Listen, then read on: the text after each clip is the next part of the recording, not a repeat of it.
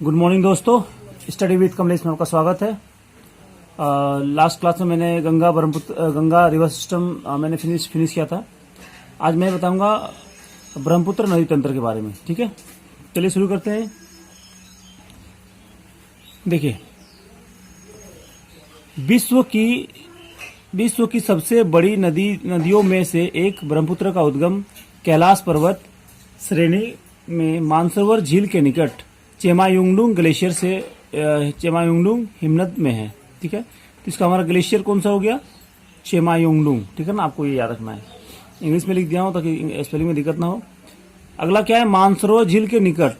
तीनों ऑप्शन दिया गया है। कभी कभी मैच द फॉलोइंग में चेमायुंगडुंग दिया गया है, कभी मानसरोवर दिया गया है। ठीक है, फिर अगला क्या है हमारा? कैलाश पर्वत श्रेणी में है स्थित है ये। ठीक है, तो कैलाश पर्वत श्रेणी आपको पता ही होगा कहाँ पे है। मैं आपको मैप में दिखाता हूँ पहले, उसके बाद आपको ये सारे चीज में डिटेलिंग कराता हूँ। पहले मैप से फिर डिटेल कराता हूँ। देखिए, ये हमारा पार्ट है। यहाँ पे ये हमारा ये रिवर है। यहाँ से यहाँ पे मैंने बताया था ये वाला जो पोर्शन है यहाँ पे कैलाश श्रेणी है। आपको पता चलेगा ये वाला पोर्शन क्या है, ये कैलाश श्रेणी का है। यहाँ पे इसी के नजदीक से क्या है हमारा निकलती है ये वाला नदी है। देखिए, तो ये वाला कैलाश श्रेणी के नजदीक से यहाँ पे चेमायुंगडुंग ग्लेशियर है। यहाँ से होते हुए ये क्या होती है? पूरब की ओर चलती है। देखिए, ये लाइन है पूरब की चलती है और यहाँ से ये यू टर्न लेती है। देखिए, यहाँ पे यू टर्न लेती है क्योंकि यहाँ पे जो हमारा एक है, कौन सा है, यहाँ पे है एक पर्वत है, एक पीक है, माउंटेन पीक है या फिर पर्वत चोटी है जिसका नाम है नामचा बरवा। तो ये बीच में आया था, तो इसके कारण क्या होता है, ये यहाँ पे घूम जाती है, मुड़ जाती है यहाँ पे। ठीक है, आपको मैं अपने वाला मैप में दिखाता हूँ। ठीक है, आप यहाँ पे भी देख सकते हो। देखिए, यहाँ पे ये पूरब की जाती है, फिर यहाँ पे घूम जाती है। क्यों? क्योंकि यहाँ पे क्या है हमारा, ये ब्लॉक कर देता है किसको? ये हमारा है नामचा बरवा पर्वत, ये इस नदी को ब्लॉक कर देता है। तो मजबूरी क्या है, ये नदी इधर घूम जाती है। और यहाँ पे घूमने के बाद ये जो इस वाला हमारा पार्ट है, ये ग्रेटर हिमालय का पार्ट है। यहाँ पे एक महाखंड का या फिर गॉर्ज का फॉर्मेशन करती है। फिर उसके बाद यहाँ से इंटर करती है। तो यहाँ से इंटर करती है, फिर इधर से होते हुए अरुणाचल प्रदेश से आसाम से होते हुए बांग्लादेश हमारा ये इंटर कर जाती है। ये वाला पार्ट है हमारा।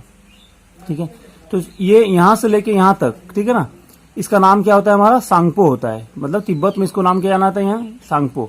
फिर ये जब ऐसे इंटर करती है यहाँ पे इसका नाम होता है दिहांग होता है। फिर इसके बाद ये इसकी सहायक नदी है, इसका नाम क्या है? देबांग है, देबांग।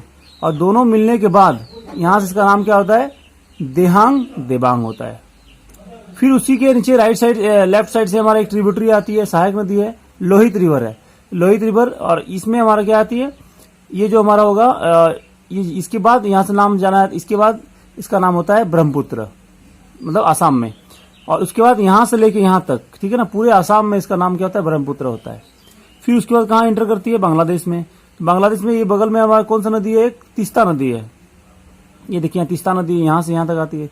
तीस्ता नदी मिलने के बाद इसका नाम होता है, यहाँ से इसका नाम होता है क्या? इसका नाम है जमुना। और फिर इधर देखेंगे आप, ये गंगा नदी आती है। गंगा नदी मिलने के बाद इसका नाम होता है क्या? पद्मा। और फाइनली हमारे इस नदी कौन सा है? मेघना। जब मिलती है इससे तो इसका नाम क्या होता है? मेघना।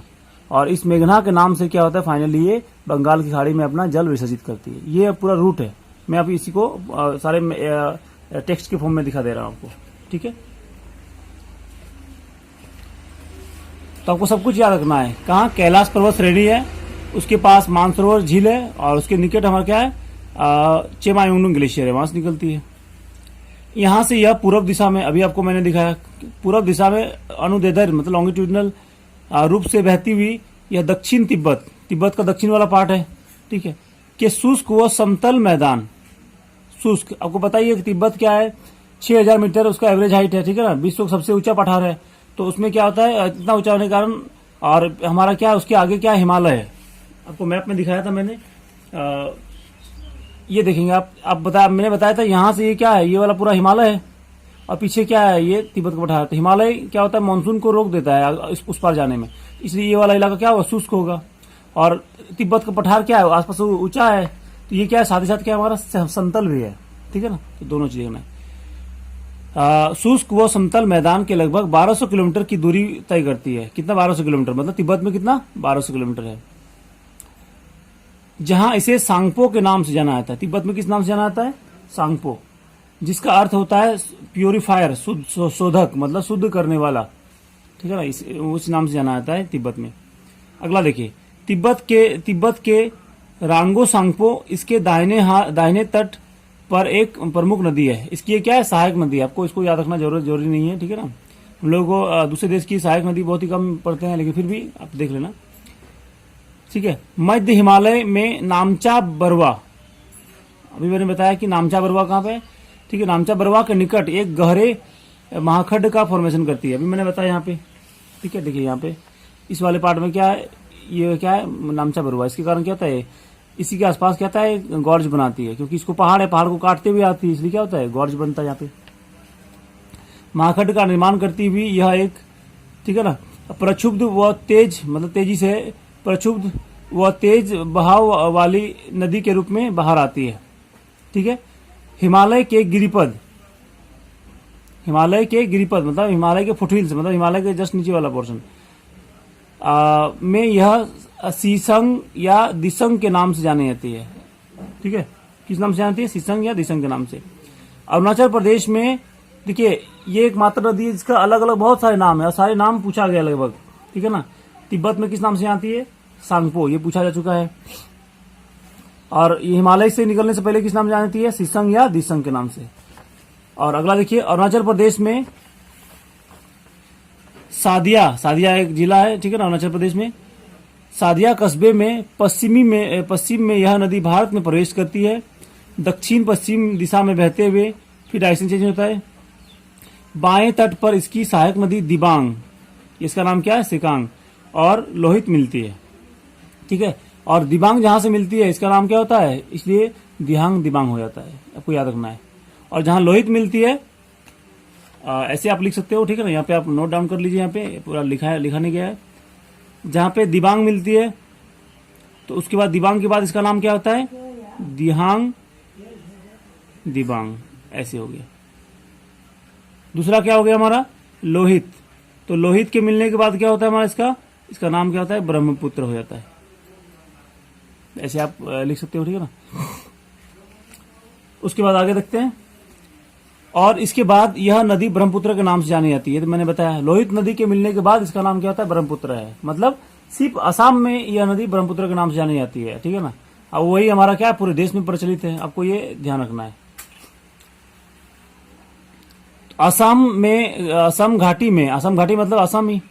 असम घाटी क्यों बोला गया असम को, असम घाटी क्यों बोला, क्योंकि पता है आपको कि इधर क्या है, सारा पहाड़ है, ये मैंने बताया था, याद होगा सबको। चारों तरफ पहाड़ है, पहाड़ों के बीच वाला इलाका का क्या बोला जाता है, घाटी बोला जाता है। तो चारों तरफ पहाड़ों से घिरा होने के कारण क्या हो गया, असम में घाटी हो गया। अब देखिए, असम घाटी में अपनी 750 किलोमीटर यात्रा में असंख्य सहायक नदियां आकर मिलती है। असम में कितना किलोमीटर तय करती है, 750 किलोमीटर। अब 1200 किलोमीटर कहाँ पे, वो तिब्बत में हो जाएगा। इसके बाएं तट की प्रमुख सहायक नदियां, बाएं तट की कौन कौन सहायक नदी है, कलंग है, पहला हो गया कलंग हो जाएगा, फिर बूढ़ी दिहिंग और धानसिरी हो गया, मैं आपको दिखाऊंगा अभी। और दाएं तट की महत्वपूर्ण मिलने वाली महत्वपूर्ण नदियां सुबनसिरी, कामेग, मानस, संकोश, ये सारी चीजें। देखिए मैं मैप में दिखा देता हूं आपको। देखिए यहां से जो एक नदी आती है, देखिए ये तिब्बत से आती है एक नदी है, इसका नाम है क्या, सुबनसिरी, ठीक है ना। और उसके नीचे यहाँ पे हमारा क्या है, मानस है। तो मानस नेशनल पार्क इसी के, इस नदी के किनारे ही स्थित है, ठीक है ना। और इसके बाद क्या हमारा जो नदी है वो है संकोश, इसी की जस्ट ऐसे है, ठीक है। और इधर देखिए हमारा जो लेफ्ट हैंड ट्रिब्यूटरी है बाएं हाथ की, वो कौन सा, एक कलंग है, कलंग नदी यहाँ पे मिलेगा आपको। फिर यहाँ से क्या है, आपको धानसिरी मिलेगा। ये देखिए यहाँ पे लोहित रिवर है, ये दिबांग रिवर, ये इसकी ट्रिब्यूटरी है, ठीक है। आगे देखिए, सुबनसिरी का उद्गम स्थल तिब्बत है, सुबनसिरी का उद्गम स्थल तिब्बत है। यह एक पूर्ववर्ती नदी है, आपको ध्यान रखना, ये हिमालय से बहने से पहले बहती है, क्योंकि इसका ओरिजिन देख के पता चलता है कि वो तिब्बत से बहती है, मतलब हिमालय से पहले भी होगा। धानसिरी नागालैंड और आसाम में बहती है, ठीक है ना। गोलाघाट एक जिला है, आप वहां से बहती है धानसिरी, ठीक है। अगला देखिए, कामेग या उसका नाम है, दूसरा नाम क्या है, भरेली नदी तवांग जिले से उद्गमित होकर, ये आपको बहुत इंपॉर्टेंट है, तवांग जिला हमारे लिए क्या है, बहुत ही इंपॉर्टेंट है, ठीक है ना। ये चाइना के लिए बहुत ज्यादा परेशानी के कारण बनता है तवांग जिला, ठीक है ना। तवांग जिला आपको कहाँ पे होगा, तवांग क्या है, ये वाला पोर्शन, ये वाला यहाँ पे जो जिला है हमारा क्या है, तवांग है। अरुणाचल प्रदेश का हमारा वेस्टर्न मोस्ट वाला पार्ट, वेस्टर्न मोस्ट, ठीक है ना, या तो बोल सकते हैं नॉर्थ वेस्टर्न पार्ट। जो जिला है कौन सा जिला है, तवांग जिला। तवांग जिला ऐसा फेमस क्यों है, तवांग जिला को माना जाता है, चाइनीज लोग मानते हैं, ठीक है ना, कि तवांग जिला में क्या उनके जो वंशज है, ठीक है, इसी वहां पे क्या है, बहुत सारे बौद्ध मोनेस्ट्रीज है, ठीक है। तो वो लोग मतलब तवांग जिला को अपने दावा करते हैं कि वो हमारा पार्ट है, कभी ना कभी उसमें हमारा शासन रहा होगा, इसलिए चाइनीज लोग उस तवांग जिले को हमेशा चाहते हैं, ठीक है। कभी मैं इस तवांग जिले के बारे में कभी एक डिटेल वीडियो बनाऊंगा, ठीक है ना, आज तो फिलहाल नहीं हो सकती है, बहुत बड़ा टॉपिक है। एक तवांग जिला एक आयर का इंटरनेशनल रिलेशन का एक क्वेश्चन ही है, बहुत बड़ा है, ठीक है ना, आपको मैं बताऊंगा बाद में कभी। तवांग जिला से उद्गमित होकर आसाम में मिल जाती है, ठीक है। और मानस नदी, अब देखिए अगला क्या है, मानस नदी। मानस नदी भूटान की सबसे बड़ी सहायक नदी है, ठीक है। भूटान से होते हुए आसाम में ब्रह्मपुत्र में मिल जाती है, ठीक है। उसको मतलब नहीं, ये याद रखना है, भूटान की सबसे लंबी नदी। आपके सभी पड़ोसी देशों की लंबी नदी आपको याद रखना है, मैं एक दिन कराऊंगा आपको, ठीक है ना। जब तक पड़ोसी देशों के अब सारे पूछे गए हैं, ठीक है ना। जैसे श्रीलंका की सबसे लंबी नदी कौन सा है, महावेली गंगा, सब पूछा जा चुका है। पाकिस्तान की सबसे लंबी नदी कौन सा है, पूछा जा चुका है। चाइना की सबसे लंबी नदी पूछा गया है, ऑलमोस्ट सारे पूछ लिया गया है। सभी जो पड़ोसी देशों के ऊंचे पिक्स है, ऊंची पर्वत चोटी है, सबसे ऊंची पर्वत चोटी और सबसे लंबी नदी, वो सारे पूछे जा चुके हैं, ठीक है। भूटान से होते हुए आसाम में ब्रह्मपुत्र मिल जाती है। इस नदी के दाहिने तट पर मानस राष्ट्रीय उद्यान स्थित है, ठीक है ना। तो मानस नेशनल पार्क किस नदी किनारे है, मानस नदी किनारे, ठीक है। बोंगाई गांव शहर भी इसी नदी किनारे स्थित है। तो बोंगाई गांव एक शहर है आसाम में, वो कहाँ पे है, मानस नदी किनारे स्थित है। तो आपको सिटीज भी आपको याद करना है, मैं बहुत सारे सिटीज बताया हूँ पूरे में, आप मैंने सिटीज डैम्स के बारे में सारा भरा पड़ा हुआ है, आप उसको नोट्स के अलावा कहीं और बाहर जाएगा नहीं, ठीक है। अगला देखिए, ब्रह्मपुत्र नदी बांग्लादेश में प्रवेश करती है, जहां इसे दाहिने तरफ से तीस्ता नदी मिलती है। मैंने दिखाया आपको, फिर से दिखा देते हैं एक बार। देखिए ये हमारा सिक्किम से आती है, कहाँ गया, ये देखिए यहाँ पे, ये यहाँ से ये आती है, यहाँ से ये से हमारी कौन सी नदी है, तीस्ता नदी सिक्किम से आती है और बांग्लादेश में मिल जाती है। तो यहाँ से इसका नाम क्या होता है, ब्रह्मपुत्र के नाम से जाना आता है। तीस्ता नदी के मिलने के पश्चात, जमुना के नाम से जानी जाती है, ब्रह्मपुत्र नहीं, जमुना होगी, just slip of tongue. Teesta नदी के मिलने के पश्चात इसका नाम जमुना के नाम से जानी जाती है। ब्रह्मपुत्र और गंगा के संगम के बाद पद्मा। देखिए अब जब गंगा मिल जाती है इसका नाम क्या होता है, पद्मा। कितने सारे नाम है, देखिए तीस्ता के बाद जमुना और गंगा के मिलने के बाद पद्मा, और पद्मा और मेघना, जब मेघना मिल जाती है, पद्मा और मेघना का संगम होता है तो इसे मेघना के नाम से जानी जाती है। इसका मतलब क्या हो गया, तो बंगाल की खाड़ी में जब मिलती है तो वो उसका नाम क्या होता है, मेघना होता है, गंगा नहीं होता वहां पे, या फिर ब्रह्मपुत्र नहीं होता है, मेघना के नाम से जानी जाती है तीस्ता नदी।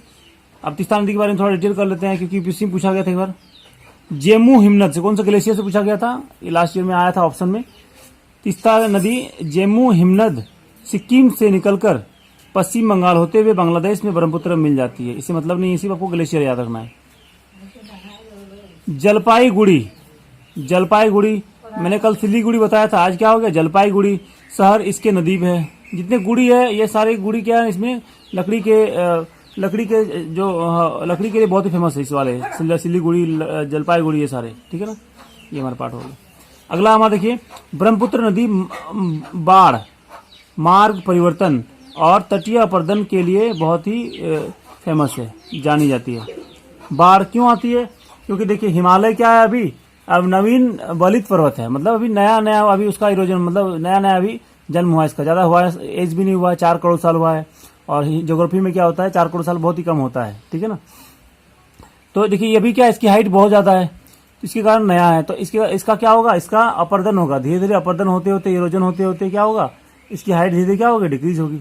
अब अपर्दन होगा तो वो मिट्टी नदी करेगी, और नदी क्या होगा, अपने साथ वो मिट्टी लाएगी, और वो कहाँ डिपोजिट करेगी उसको, वो मैदानी इलाकों में जमा कर देती है।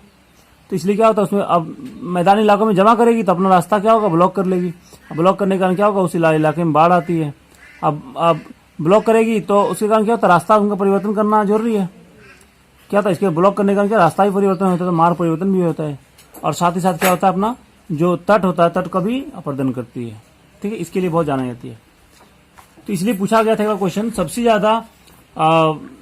ज्यादा जो हमारा जो मलबा आता है, या फिर एक तरफ से बोल सकते हैं जो गंदा पानी होता है, वो किसका होता है, ब्रह्मपुत्र का होता है, क्योंकि उसमें बहुत ही ज्यादा मलबा आता है। ऐसा इसलिए है क्योंकि इसकी अधिकतर सहायक नदियां बड़ी है। देखिए इस कारण क्या बताया, क्यों ऐसा होता है, क्योंकि इसकी अधिकतर सहायक नदियां बड़ी है। ठीक है, बड़ी होने से क्या होगा, बड़ी होने से पानी भी ज्यादा होगा, उसका अमाउंट ऑफ वाटर ज्यादा होगा। अगला क्या होगा, और इसके जल ग्रहण क्षेत्र में भारी वर्षा के कारण इनमें अत्यधिक अवसाद बहकर आ जाता है। ठीक है, आपको पता ही होगा ये सारी नदियां कहां से बहती है, नॉर्थ ईस्ट से। नॉर्थ में बहुत ही बारिश होती है, जैसे मैंने बताया चेरापूंजी, मौसिन राम, ये मेघालय में है, तो वहां से भी बहुत सारी नदियां निकलती है, और सारे पहाड़ी इलाका सब में बारिश होती है। ठीक है ना, तो इसलिए क्या होता है, बारिश के साथ क्या होता है, मलबा बह के आ जाता है। ठीक है, ये कारण हो गया। तो अवसाद बहकर लाते हैं। देखिए डिब्रूगढ़, तेजपुर, गुवाहाटी और धुबरी, ये सारे शहर कहाँ पे है, असम में है।